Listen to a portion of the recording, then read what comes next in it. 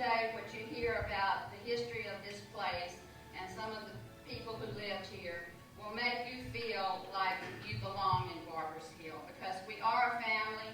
We do have a family atmosphere, and I hope that as big as we get, we don't ever change that.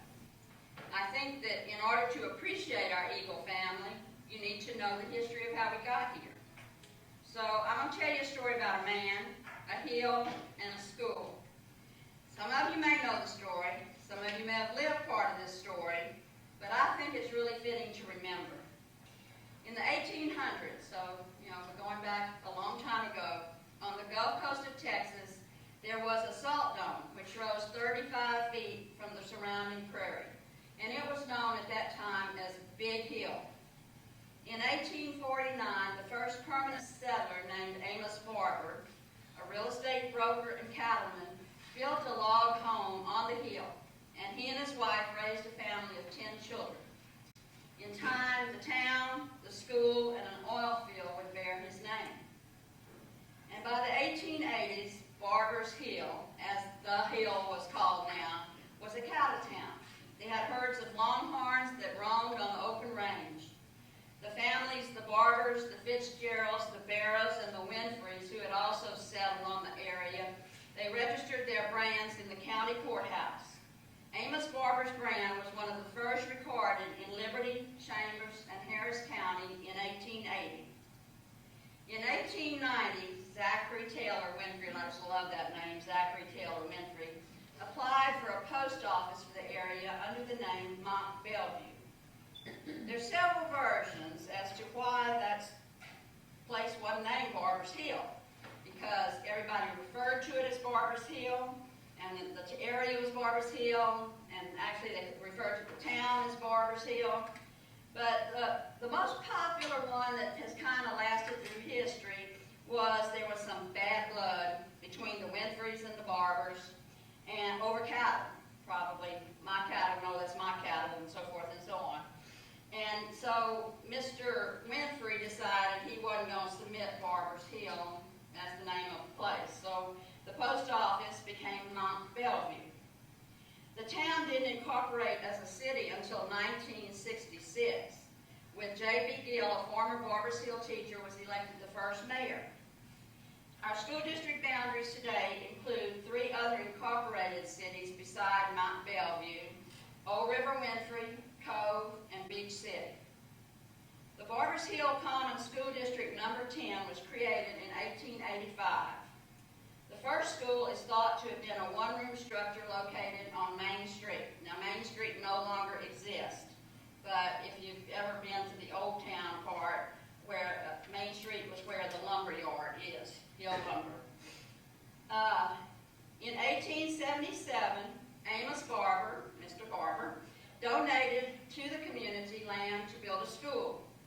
It was a one-room wooden schoolhouse, and it was destroyed by fire in 1915. It was rebuilt with a new building 30 by 50 feet, so it wasn't very big.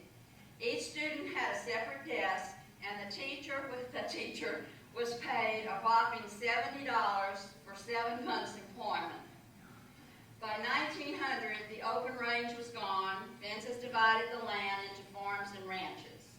Rice became a cash crop. The landowners alternated the land between cattle and rice. About that same time, which is early 1900, Patillo Higgins, he's the man who discovered oil in Beaumont at Spindletop, was telling settlers on the hill there was oil on their land. He drilled the first well on the edge of the salt dome in 1902, but it took 25 dry holes, and 14 years later, when in 1916, Gulf Humble at that time completed the first producing well on the hill. In 1925, they had the first school bond issued in the amount of $5,000. It was passed, and a new building was built in 1926. Teachers were required to reside in the community, Missy, and they had to attend church in Barbers Hill. And the first record of a school board meeting was in 1927. Mr. L.M. Tyler was the school principal. In 1929, Barbers Cove School and the Old River School to form Barbers Hill Independent School District.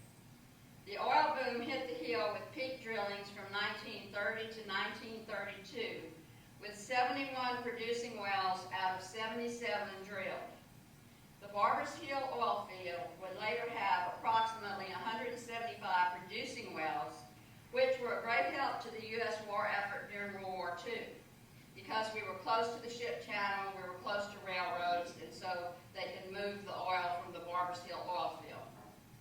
Bond elections in 1930, 40, and 55 built a brick school, a vocational trades building, a brick grammar school, and a state-of-the-art gym on the hill. The grammar school and gym still stand on the hill and are owned by Enterprise Corporation. Now, for those who aren't here, every year I talk to the, fourth graders about the history of Barbers Hill, and I was going on and on one day about the hill, and one little boy raised his hand. He said, "Where exactly is there a hill?" I said, "Well, it's hard to see, but we do have a hill, and if you're on 146 headed toward Dayton, you start climbing the hill at some point, and then you start going down off the hill.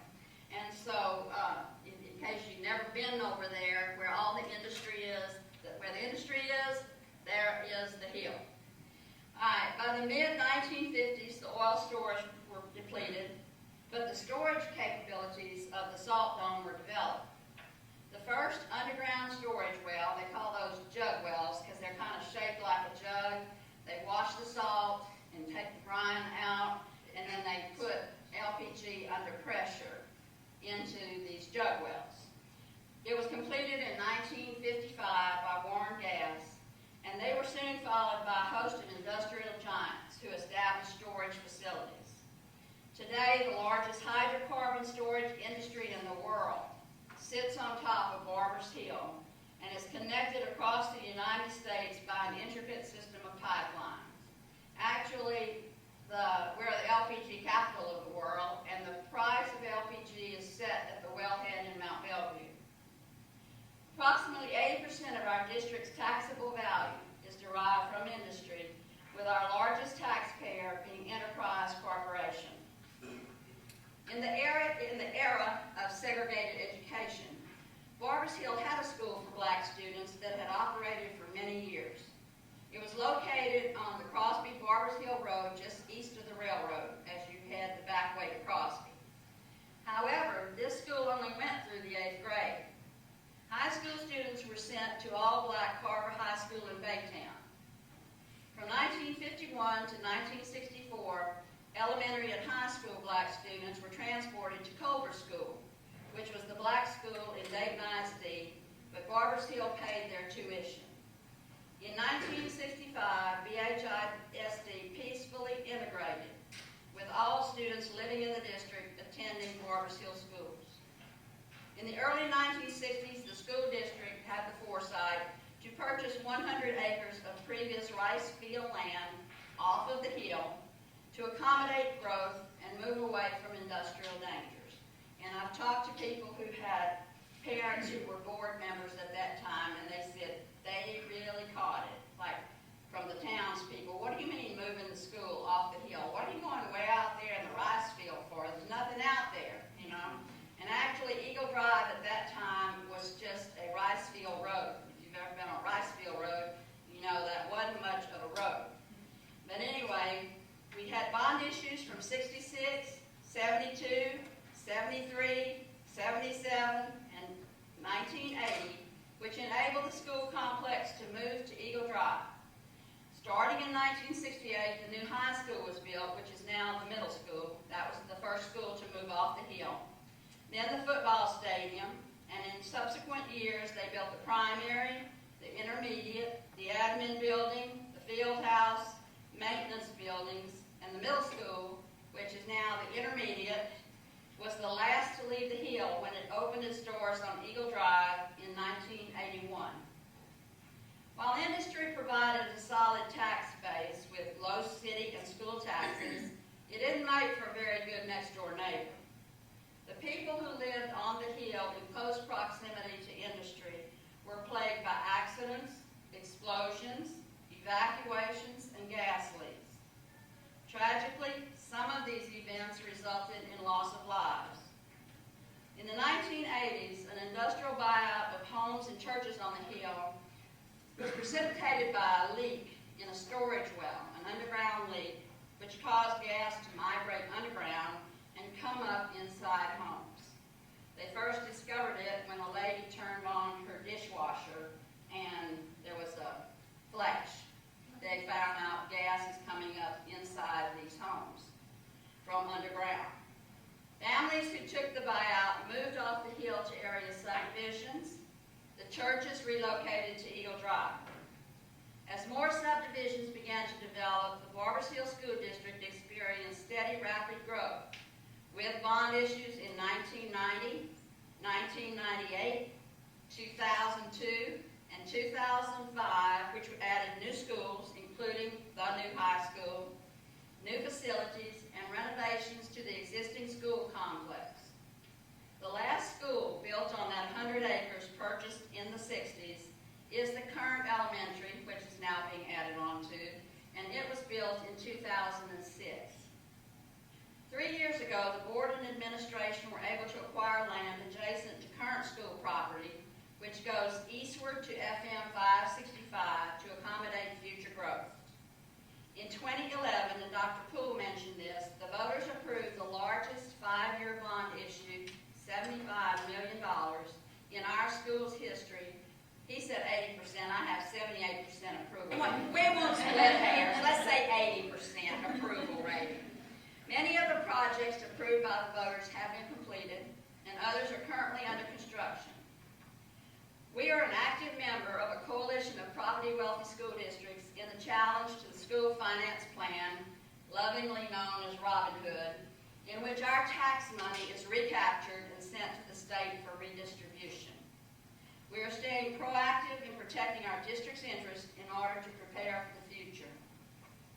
Next year will be the first time in the history of Barbers Hill that we will have to zone students into 2 elementary schools housing grades 2 to 5 and 2 middle schools housing grades 6 to 8. The administration has been working since last year to make this transition equitable, educationally sound, and as anxiety-free as possible. And now we come to the part where we're the ones writing the story.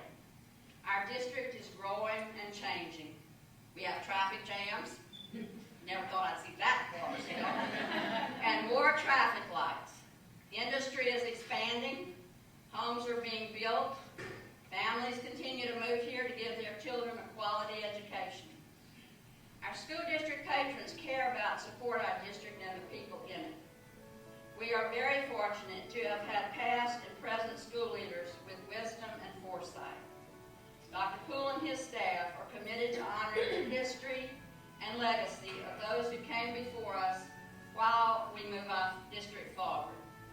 In spite of our growth and the change that comes with growth, we want to cherish and retain the traditions that make Barbers Hill a special place. Although some people don't believe this, I really didn't know Amos Barber personally. But I'm sure he would be extremely proud of this fine school district that bears his name. Our board is grateful for each person here. You have our support, and we appreciate the contributions you will make to this school district and its history. Have a great school year.